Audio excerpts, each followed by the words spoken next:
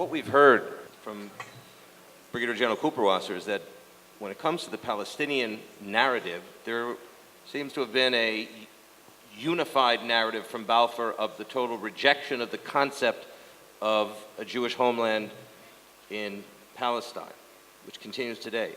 Do you sense as a former Israeli diplomat and as a government leader that there are competing narratives within the Israeli side that makes it more challenging to convey an equally unified historical story and journey for Israel? And what challenges does that create abroad?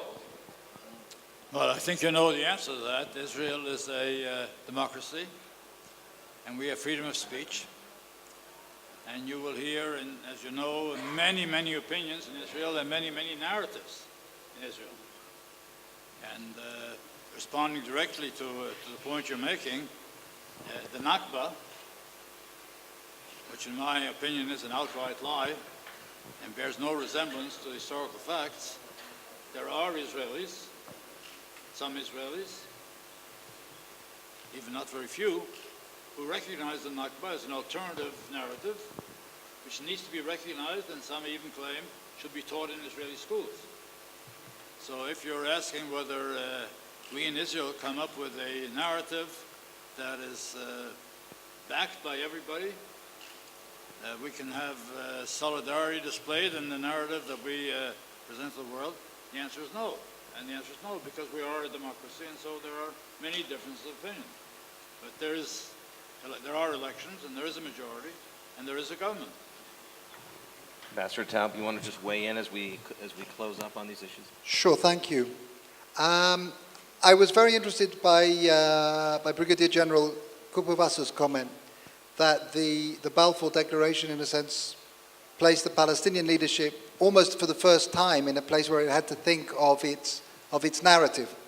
And I think 100 years later, seeing leaders of the Palestinian camp talking about suing for the Balfour Declaration or asking for an apology for the Balfour Declaration is really an indication of why they have been so unsuccessful in moving towards their goals.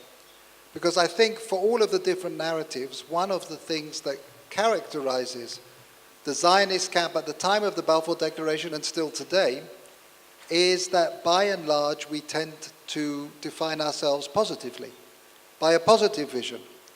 You know, I think Dori Gold mentioned earlier the red-green alliance that we're often facing of radical leftists and radical Islamists that would demonstrate against lectures outside universities and so on. If you want to break up that strange coalition, it's the easiest thing in the world to do. All you have to do is go up to them and say, I know what it is that you stand against, but tell me what it is that you stand for. Are you in favor of women's rights? Are you in favor of freedom of expression? What is it that you... And all of a sudden, that coalition just disintegrates before your very eyes.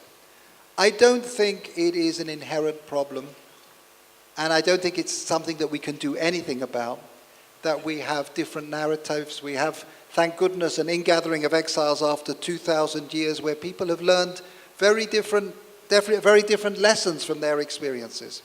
I think what we do have to strive for is a situation where every single group defines themselves and their goals positively, because that seems to be the clue to success. Thank you. Thank you, Ambassador. Yossi, do you have a final term, or we'll leave it to the chair?